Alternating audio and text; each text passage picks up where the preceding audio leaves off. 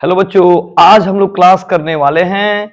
आज मोमबत्ती की आविष्कार पढ़ने वाले हैं। आज एक ऐसी टॉपिक है जो कई बच्चे मन में सोचते होंगे कि मोमबत्ती की खोज कब हुआ, कैसे हुआ, ठीक है, ये कैसे बनते हैं, ये मोमबत्ती कैसे बनते हैं। चूंकि मेरे हाथ में आज छोटी सी मोमबत्ती है, कल आपको बड़ी मोमबत्ती दिखा के आपको समझाएंगे इसके बारे में।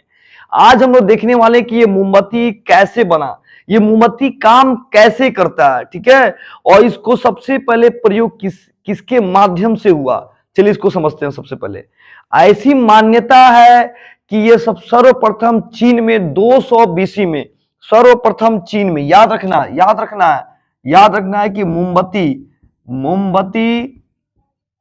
का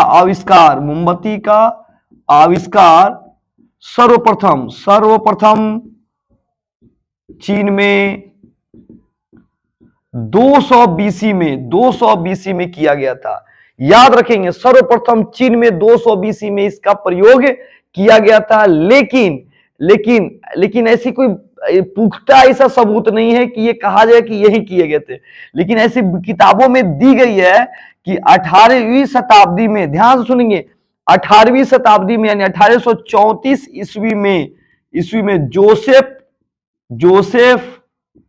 जोसेफ मार्गन जो एक इंग्लैंड के वैज्ञानिक ने मोमबत्ती को सबसे पहले बनाया था। ठीक है, फिर से एक बार रिपीट करने वाले हैं बच्चे हम लोग। आज हम लोग क्लास करने वाले हैं मोमबत्ती के बारे में, और मोमबत्ती क्या है इसके बारे में समझेंगे। ये मोमबत्ती का सबसे पहला प्रयोग, ऐसी मान्यता है कि चीन में 200 बीसी में इसका प्रयोग किया गया था। और किताबों में ऐसी दिखाई देती है कि 1834 में जोसेफ मार्गन ने, इंग्लैंड के जो रहने वाले थे, उन्होंने मोमबत्ती को बनाया था।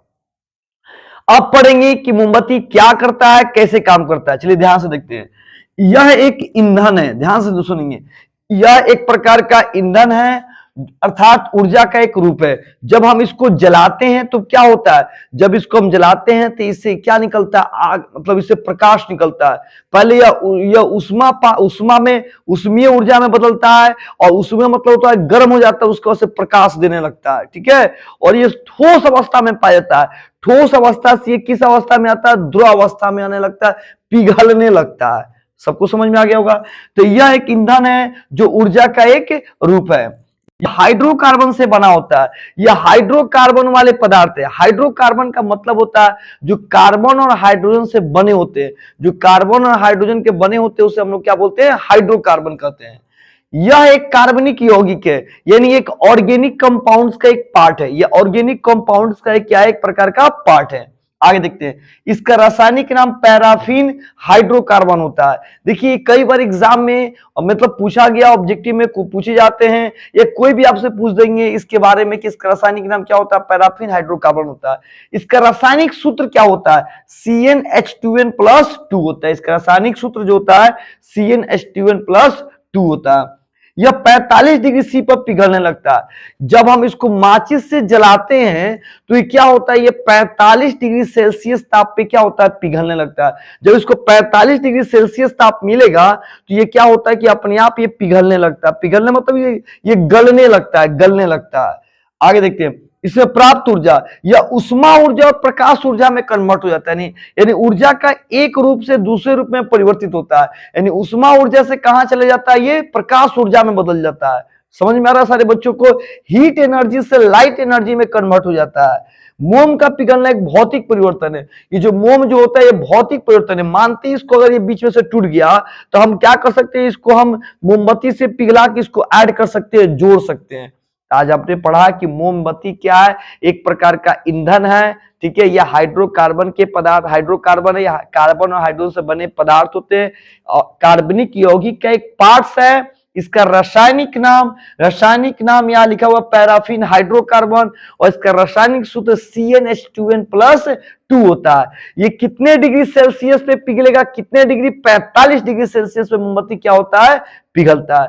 अब समझेंगे कि मोमबत्ती बनाने की विधि, मोमबत्ती कैसे बनाए जाते हैं। देखिए मोमबत्ती ये पशुओं की चर्बी से प्राप्त किए जाते हैं। पशुओं की चर्बी से बनाए जाते हैं, पेड़ पौधों के से बनाए जाते हैं, और तेल से बनाए जाते हैं, वर्षा से बनाए जाते हैं, और कुछ प्राकृतिक रूप से भी बनाए जाते हैं। और मधुमक्खी के छत्ते से भी मोमबत्ती को तैयार किया जाता है। तो आज हमने क्लास किया मोमबत्ती क्या है और मोमबत्ती के बारे में हमने समझा। मोमबत्ती दो प्रकार के होते हैं, याद रखेंगे। एक मोमबत्ती होता है जो सफेद कलर के मोमबत्ती होते हैं, एक मोमबत्ती होता है जो जन्मदिन के अवसर पे आप या किसी फंक्शन में आप क्या करते हैं, मोमबत्ती का यूज करते हैं। एक दो प्रकार की मोमबत्तियां होती हैं, एक व्हाइट कलर की मोमबत्ती, एक कलरफुल मोमबत्ती होती है। ठीक है, व्हाइट कलर की मोमबत्ती और कलरफुल मोमबत्ती। चलिए इसको हम सारे बच्चे इसको नोट करेंगे, स्क्रीनशॉट ले ले वीडियो को। इसी तरह आपको एक एक टॉपिक के, अभी इसके पहले आपको माचिस की खोज की कहानी डाला गया था और अभी मोमबत्ती की कहानी डाली गई है। इसी तरह प्रतिदिन आपको इसके बारे में डाला जाएगा और आप इसके बारे में ज्ञान अर्जित करेंगे। और हमें आशा है कि आप अधिक से अधिक अपने दोस्तों के बीच में इसके बारे में शेयर करेंगे ताकि वो भी बच्चे जानकारी हो सके कि मोमबत्ती क्या है, मोमबत्ती की खोज कैसे हुई। तो पता चला चीन में सबसे पहले 200 BC में हुआ था और ऐसी मान्यता है कि जोसेफ मार्गे 1834 में इंग्लैंड के रहने वाले थे जो मोमबत्ती को बनाए थे। चलिए आगे देखते हैं मोमबत्ती। सबसे पहले देखते हैं मोमबत्ती क्या होता है। देखिए मोमबत्ती को भागों में बांटते हैं, मोम अलग हो जाता है और बत्ती अलग हो जाता है। मोम का मतलब समझते हैं क्या होता है, एकदम मुलायम पदार्थ, एकदम मुलायम पदार्थ होता है, मुलायम पदार्थ है, चिकना पदार्थ है, एकदम मुलायम है, ये मुलायम पदार्थ है। ठीक है, मोम का मतलब होता है मुलायम, मुलायम पदार्थ, मुलायम पदार्थ। और बत्ती का मतलब क्या होता है, बत्ती जो इसमें बत्ती लगा होता है जिसको हम लोग क्या करते हैं, जलाते हैं। चलिए इसको हम एक बार ट्राई कर लेते हैं, जला के देखते हैं कि कैसा होता है। चलिए बच्चे, सारे बच्चे देखते हैं, हम लोग मोमबत्ती को हम लोग ट्राई करते हैं कि मोमबत्ती कैसे हम लोग जलाते हैं। चलिए देखते हैं, देखते हैं, देखते हैं, देखते हैं, देखते हैं। जल जाओ मोमबत्ती। देखते हैं मोमबत्ती। देखिए हमारा मोमबत्ती चूंकि छोटा है, इसको जलाने में थोड़ा टाइम लगेगी हम लोगों को। Come on come on come on come on come on, जल जाओ।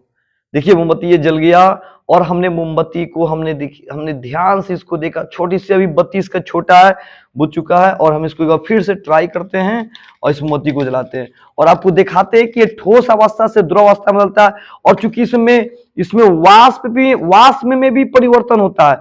नेक्स्ट वीडियो में इसके बारे में और अच्छे से आपको हम डालेंगे। क्योंकि आप इस वीडियो को देखिए और आपको पसंद पड़ेगा तो इसके आगे और इसके बारे में और अधिक नॉलेज आपको डाला जाएगा, इसके बारे में समझाए जाएंगे। चलो जल जाओ जल जाओ जल जाओ। चूंकि छोटा मोमबत्ती है, इसको जलने में अभी थोड़ा समय लग रहा है। चलिए चलिए हटाइए, देखते हैं। तो ये मोमबत्ती हो गया आपका और इसके बारे में हम लोग समझे। सभी बच्चों को जय हिंद। जो वीडियो को देख रहे होंगे आप अधिक से अधिक दोस्तों के बीच में इसको शेयर करें। जय हिंद सारे बच्चों को।